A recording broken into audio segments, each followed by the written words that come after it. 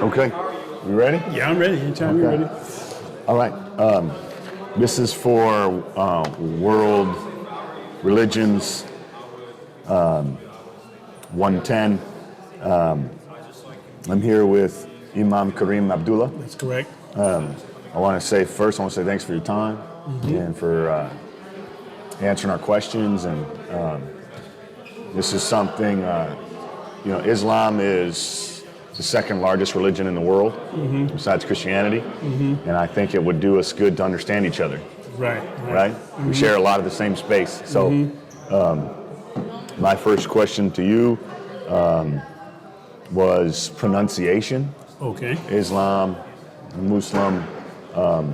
Is there a certain way to pronounce that? Not really. Depends on your accent. You know what Okay. I'm saying? I mean, Islam. Some people say Islam. Some people say Islam. It just depends on your accent. And the word Muslim, some people say Muslim. Some people say Muslim. But the proper is Muslim. Gotcha. That is the context. Gotcha. Okay. Is it considered offensive to mispronounce it or say it wrong? It depends. It depends on the individual. I mean, if Okay. the intent is not to do that, the intent is to, to pronounce the word correctly and you mispronounce it, it's not offensive. Gotcha.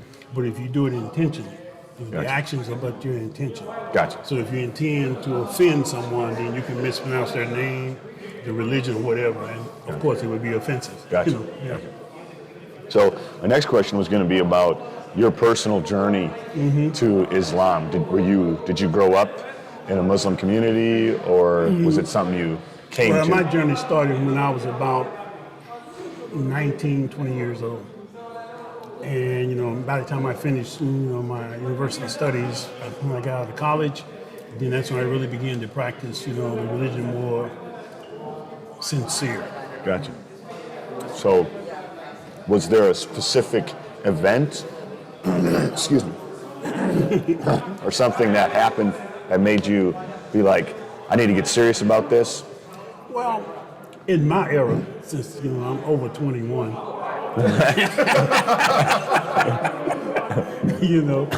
in my era, the students, we were into being conscious, having more conscious. So there was a lot of social activity and consciousness that was, just across the nation.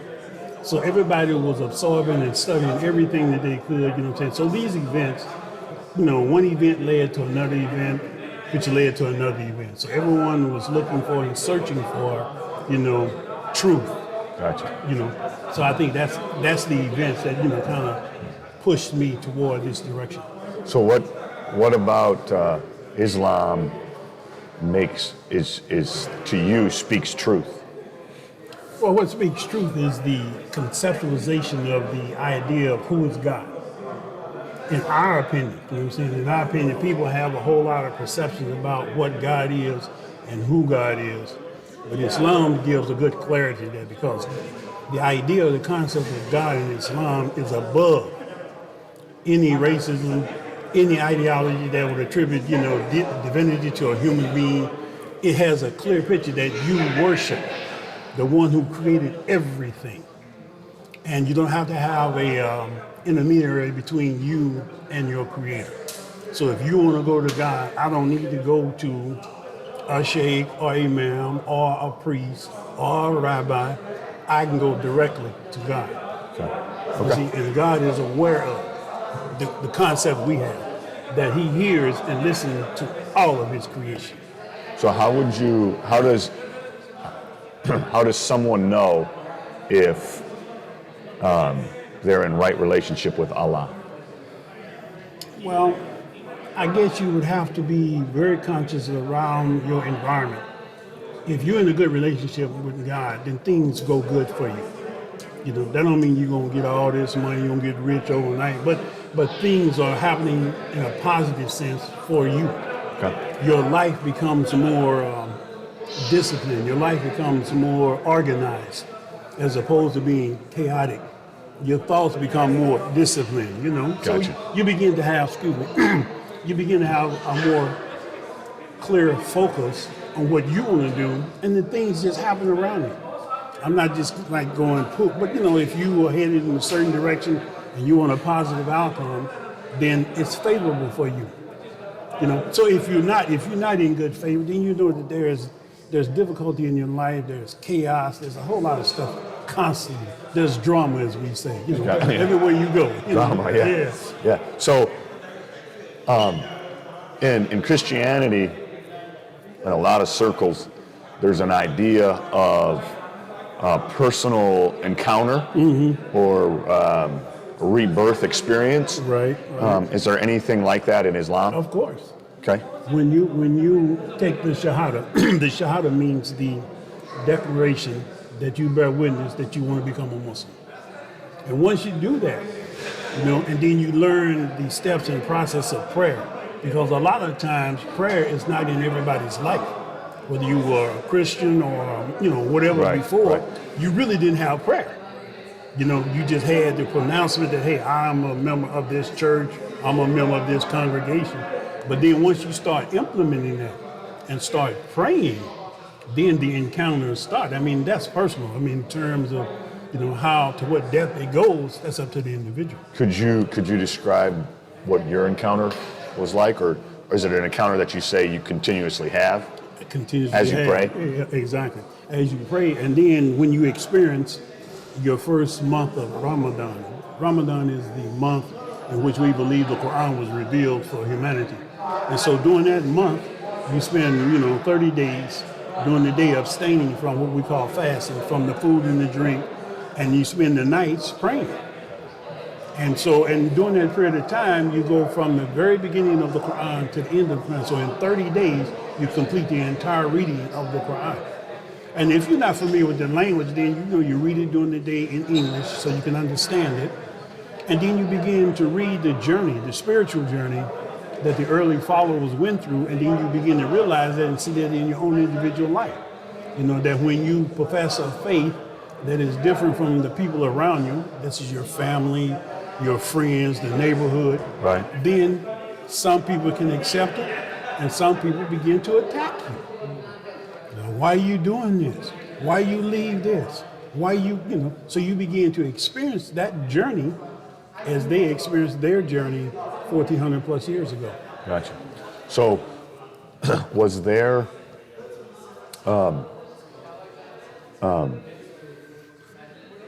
forgot the question. Sorry. Prayer, that was the question. So what would you say is the value of prayer? Is it more for you to show your devotion to God, or is it to hear God respond back to you? It's both. Okay. I mean, when you pray, you ask God, for His guidance, His assistance, and you expect that. And so God said, listen to. How does He do that? Yeah. In Islam, prayer is incumbent upon the believer to pray 5 times a day. And the most often repeated prayer is what we call al-Fatiha, or the opening of the book. And in the beginning of the book, you say, Ihdina sirata al-mustaqim. Guide me on the straight path, the path of those whom you have given this God consciousness. And so you ask Him for guidance, and you ask Him for direction 5 times a day. You know what I'm saying? It's actually like that prayer said 35 times, a day, so many times a week. And so it gives you a state of mind. And it also gives you a time frame, like during the day, prayer in the morning before the sun come up, before you go on your daily activity, before you go to work, go to school, whatever you want to do. And then in the midst of your working activity, in the midday and noon, you got to break and have a few moments to pray to God. And as the sun starts to decline, you take another break and you pray. And as the sun goes down, again, you break from whatever your activity is. And before you go to bed, you remember God for all the things that you went through that day. And so you do this every day. And once you start doing this, then you start feeling the favors of God. Gotcha. God start giving you, so if you want to study harder for a test, maybe your mind gets clear, you get a better grade. Maybe you want a promotion. Then you start becoming more conscious of your work. You do what you need to do. Things happen. These are little things. Gotcha. Again, as a spiritual development, you start feeling better about not only yourself, but the people around you. about humanity in general. You know what I'm saying? All of those social hatreds that we have amongst us in our culture, you know what I'm saying? The biases, the prejudices we all have, you know, we start looking at each other as human beings. We start valuing each other, you know, as men and women. So would you say part of the reason that we value each other, or we don't, we shouldn't have any bias as we follow God, is because we all come from the same family? Exactly. That's all. We come from the same family. Mankind was but one family. But we made you into tribes and nations so that you may know each other. We're one family as a human being, but yeah, we have different tribes. You know, one today family. we have different sects or different hoods, you know. Right, right. But we're one family. Right. As men, you know. Right, We all right. have a cultural upbringing, a cultural orientation, and that we all derive from. Right. And as human beings, we were going to return to the same spot. You know what I'm saying? There's one heaven and one hell. You know, Okay. and it's very big. It's no room for everybody. Okay. Can you explain that to me real quick? Because I was going to ask you about your view on the afterlife. Well, the afterlife, as Allah describes it to us, He said, first, you know, He has prepared a Jannah or heaven that no eye has ever seen, no ear has ever heard of, and no man can even conceive. We don't have the intellectual capacity to even imagine the heaven. Now, we can use analogies like, oh, heaven is going to be with gold and pearly gates. It's even beyond that. Allah says He created a heaven above the 7 heavens He already created. And we know through our science there are 7 universes. We in one universe, and there are 7 more universes above this universe. And Allah says His. When you say that, when you say universe, you mean like dimensionally? I mean dimensionally as well as physically. Okay. You know, hey, the Hubble telescope is telling us that right now. It's what, 1 million miles away, and they're shooting so far out. Even some of the scientists proclaimed now a few months ago that they saw something out there in the universe that they had never seen before. You know, I mean, they couldn't even explain it. Gotcha. And so God tells us that His heaven is beyond your comprehension. Exactly. And so and it's not limited. It's not limited, you know, to just a certain the number. Few. Exactly. So how does someone get there? Obey God. Okay. And God knows your heart and your intent. That don't mean that you have to be a billionaire or you don't have to be the poorest person on the earth. It's what's in your heart and what's in your actions and what you do. Okay. And once you cleanse yourself, then God rewards you for that cleansing that you do. So during the message, I don't know what you call it. It's called the khutbah, but the lecture. You know, the lecture, okay. During the lecture, he had mentioned tests several times. Mm-hmm. So does that go into this idea that this life is a great test? Yes. Where God is examining us to figure out whether we belong in heaven or hell? Exactly. Exactly. I mean, you know, the reality is that if you're so bad and you're so evil, and that's your choice. We don't believe we're born evil. You know, according to our book, you know, you're not born evil, right? You're not born evil. You choose. You're born on Taqween, which is the best of all. You're formed and developed in the best of the best, and you can aspire to be the highest in terms of your human and spiritual development, or you can be the lowest of the low.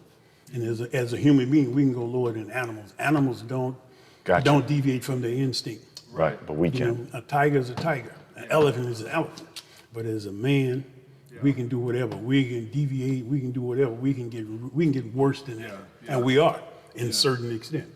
So can we build off that idea for a sec? So in Christianity, there's some groups. The idea is we cannot achieve godly or righteous behavior if it wasn't for His Spirit being in us. Mm-hmm, mm-hmm. So in Islam, is there an idea that as you pray or as you read the Quran, that Allah will provide you with like a transformation of character or soul? In Islam, or is it your choice to be righteous? Every human being is born on what we call al-fitra, which is the natural human disposition, is that spirit that you're talking about. And then the Quran, Allah says he breathed into his human being, his ruh, his spirit. And with that spirit now, we can develop that spirit. I mean, once it's in here, but if we don't develop it, then it's dormant. So it's incumbent upon us. Exactly. By following the guidance and doing those things. So if you don't develop it, you're going to be prone to godlessness. Is that a way to say it? Exactly. Okay. You're prone to that, to the evil inclinations. Gotcha. To the evil ideas and suggestions that may come in from the environmental influences or just your own thoughts. Gotcha. Okay. I come from a Pentecostal background. So you familiar with what that is? Yes, I am. So is there anything like that in Islam? Is there anything like speaking in tongues, or what would be your view on miracles? Well, I mean, there are many different, sects? Well, I wouldn't call them sects because there's only one Islam. There are many ways that people interpret it in different groups. Okay. But there are people who call themselves, it might be ultra Sufi or spiritual, you know what I'm saying? Where, some groups get so far out there that they're not even human beings, even though they are human beings, you know what I'm saying? Right. Still get hungry. Yeah, exactly. Yeah. So on the whole, Islam doesn't have. I don't know how to phrase it in Islam. In Christianity, it's called charismatic expression. So on a whole, Islam doesn't have like a charismatic expression. Oh, yeah, you have that. Just as he was doing today, just delivering a sermon. I know one of your questions here, you said, what is it to be an imam? But every man is an imam. Okay. He starts as an imam in his own home. Okay. Imam just simply literally means in front of. Okay. Then in front of me, so the man stands in front of his family. And then once he learns that, that governance in his own home, then he moves out into the society. Okay. And then, so the role just gets bigger. So what was your journey to becoming the imam of this mosque? That's a good question. I haven't figured it out yet. Is there like a certain training you had to go through, or approval process, or like ordination? The approval comes through, there is no priesthood in Islam, you know what I'm saying? Okay. But in the sect that you have to go to this school of divinity, it's good that you study. You do have to study and know the religion. You need to know the rituals and the things you need to do. And from there, you just expound upon it. You know what I mean? If Allah gives you the knowledge, then it just keeps growing. That's how, you become the leader. Okay. And people just recognize that. Just recognize that. You hung out. If you playing football, basketball, whatever, after a while you realize this guy's better than me, man. Real quick. So are you like voted in? Or? Yeah. Okay. Yeah. Okay. So like by this community here. Yeah. Gotcha. Yeah. So is there a process of discipline? Like if someone in your community is not living in accordance with the teachings? No. There's no compulsion in religion. You can't force anybody to believe and do what's right. That's their choice. But if they're doing criminal behavior and stuff like that, that's just so outrageous, then, they're going to be dealt with, in terms of, hey, you can't be around us. Gotcha. Like he was saying today, you're judged by the company you keep. Right. I can't stop you. This is a free society. I can't personally stop you from doing that, but I can suggest to you.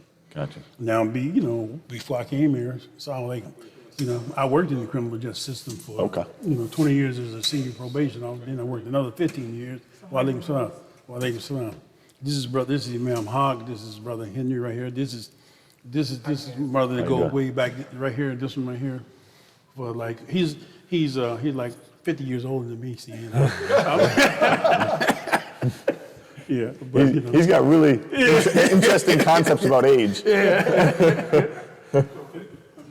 Yeah, well, we go. Yeah. Okay. Yeah. So So in terms of the criminal behavior, like I said, I worked 20 years as the probation officer, and I did another 15 years. I worked in the correctional facilities. I ran a facility for juveniles.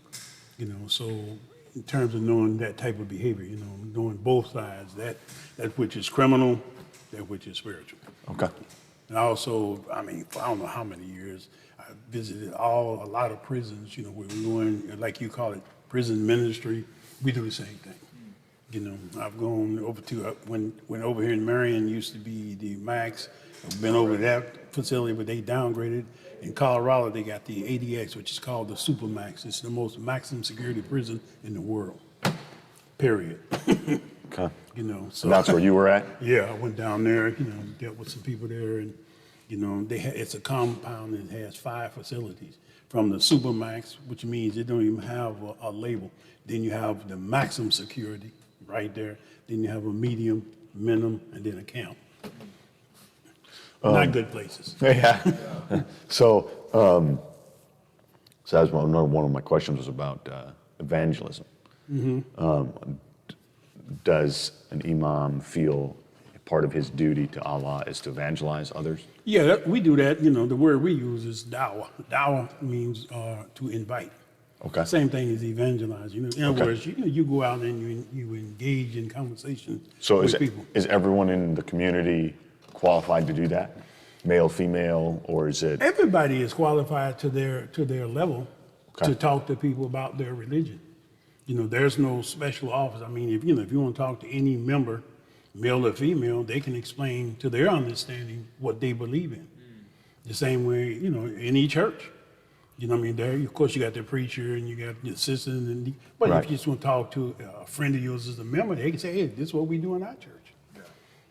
That's the same. I mean, there's no special, I mean, some people are more knowledgeable than others, and some people are more energetic than others. Therefore, it looks like, oh, these guys are the specialists.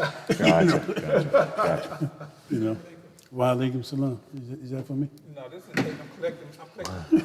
I'm collecting resources for Yeah, the yeah. family. I get what you. Yeah. Is Carrie over there? I don't know, y'all know. Okay. But they family is starting to come in, so. And I think I'll mention this on Friday, next Friday. It's Thursday. The funeral.